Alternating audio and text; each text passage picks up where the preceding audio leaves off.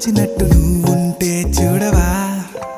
మంచువాన నన్ను ముంచనంట వాన విల్లు మీద ఇల్లు కట్టినెవ్వరంట ఈ లోకమంతా నిన్ను చూసినంట ఏ దిష్టి నిన్ను తాకకుండా ఇంటిలోన దాచుకుంటా రంగు రంగు